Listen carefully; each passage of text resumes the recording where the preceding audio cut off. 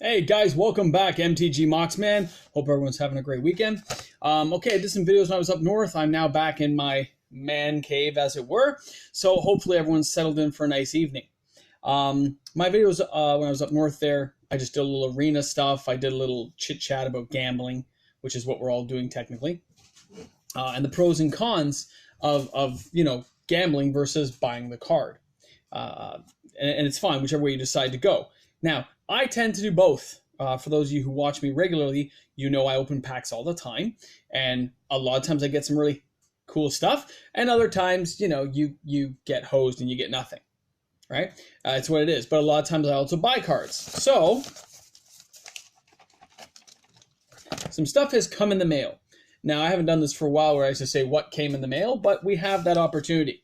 And I just want to show you guys the packing. One versus the other. And I bet you it's the same card. So, let's take a look here. This one came from, I don't know, it's in French. It's from Quebec in Canada here. So, it's local to me. No taxes, no import fees, none of that stuff. Now, when I talk about the gambler's premium versus getting the card yourself, what I'm talking about, guys, is the ability to say, yes, I can afford to gamble it and hopefully get something good, versus just going out and buying it. So, I personally generally buy the cards I want. I started doing more of this kind of way we do things now when I do videos with you guys because I like showing you guys just some fun times. It's not my normal style personally, but I do like to open things on camera and give people an idea of what could be in the packs. Now, I'm trying to open this card, and it's being very difficult. So, you know what? Got my scissors.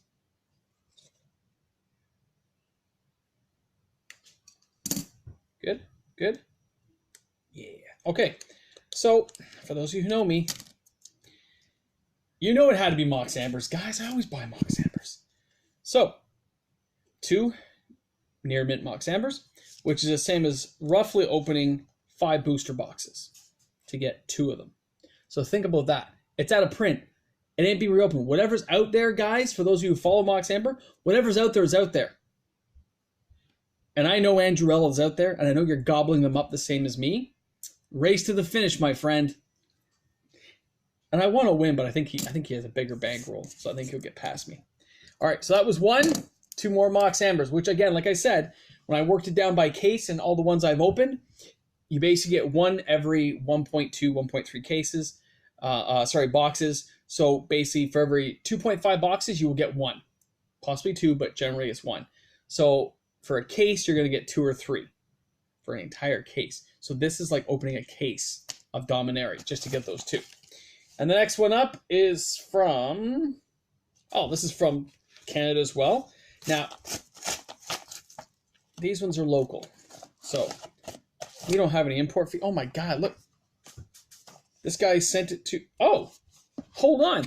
This is not what I thought it was. Guess what, guys?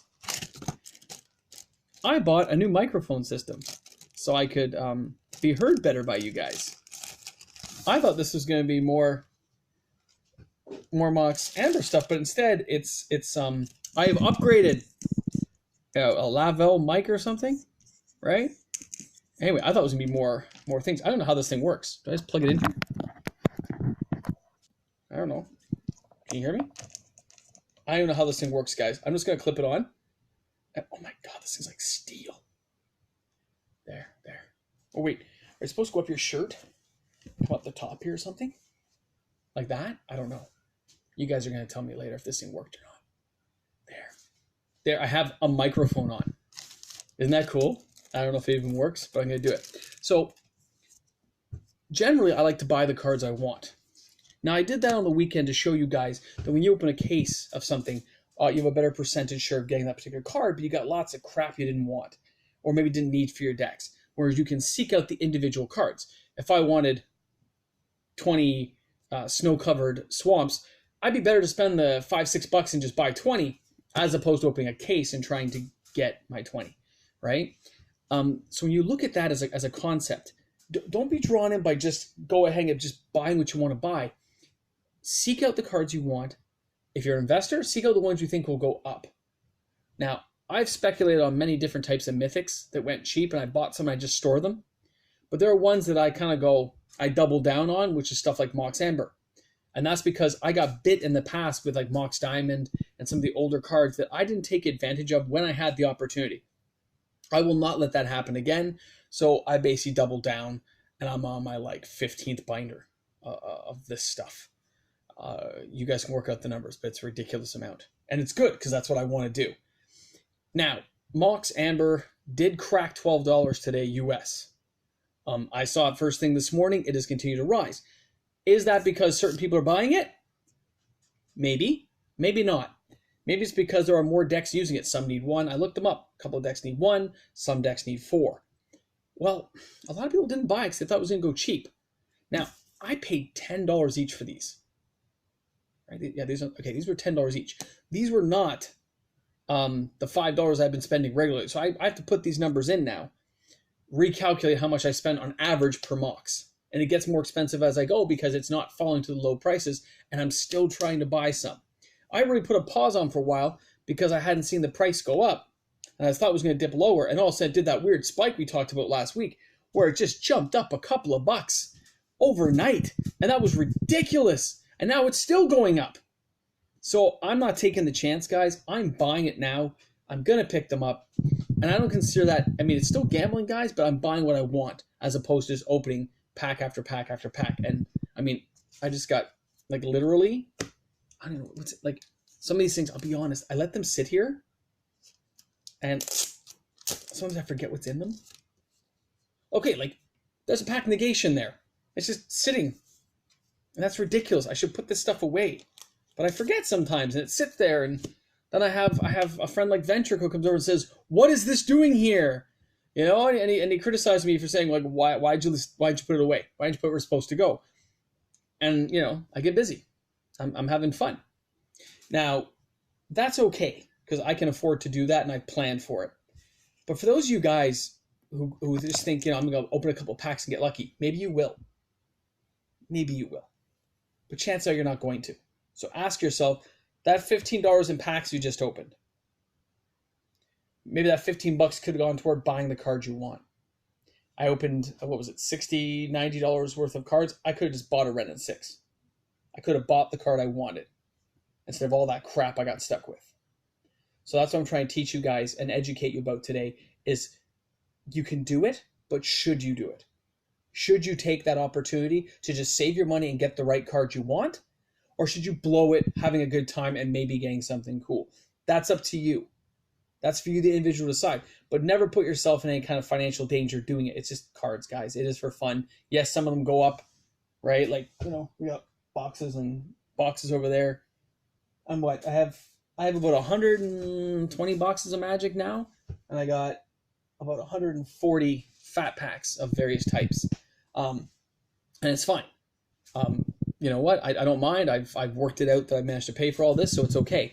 But a lot of people forget, and they just spend their money and they spend their paychecks, and they think everything's just going to be okay. And sometimes it's not, and sometimes it is. So don't just gamble randomly. If you can afford a few bucks and put it aside, it is better to save for the card, in my opinion, and get the card you want, as opposed to paying this gambler's premium and hoping that you get the card. Unless you're just out for Friday with friends and you're going to draft some packs or something at your local LGS and just have some fun, guys, that's cool. And shout out to Face-to-Face Games here in Toronto. Thanks a lot for hooking me up with some cards. 401 Games, and of course Up North Games. Ryan, you're rocking, buddy. And of course my regular people. I always forget to shout you guys out all the time, but pause, you guys rock. I'm almost done a complete set for a little prize giveaway, and nobody won on my last one, guys. So if you're new to my channel, please hit subscribe. Help support me in my growth of this channel and my ability to investigate things a little bit more thorough for you guys instead of just always riffing on it. If I know I have enough people watching me, I'm willing to put in more effort to give you guys more. And I think that's what we all want. So please hit the subscribe button. I would appreciate it. The more people that hit the like button, the more people watch the video. It just helps me out and lets me know who's watching. And I do have I have some cool stuff coming up that I think everyone's going to like. I have a lot of Throne of Eldraine things coming up because that set just grabbed me, and I think it's going to be the bomb. So please continue watching, guys, later on. I really hope you guys get into it. And if you're new, please hit the subscribe button. It really lets me know that people are watching me. And I really wonder if this mic's working. I just plugged it into my phone and it's supposed to just work, but I don't know. So I don't know. I'm gonna watch the video after, like myself, and like check it out and see how it worked. And you guys can hit this. You can do comments in the bottom there after the subscribe button and say, hey, it worked or it didn't work. MTG, you suck. You can let me know. All right. Now back to this whole gambling thing.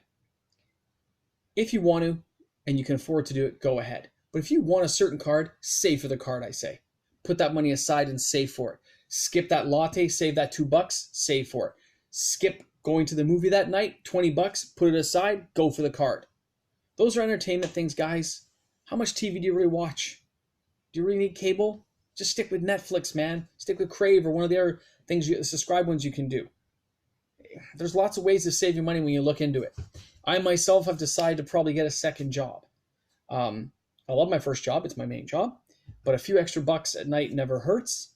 And my family could use the money. So it just is furthering our future later on.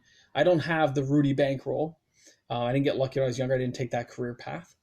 And I'm not one of these big ivory tower guys. I grunt it out every day, just like you guys do, trying to get ahead and hoping I can make a difference in my family's life. So that's it, guys. That's how it goes, most of us, right? So much these guys can talk about cutting back and doing this.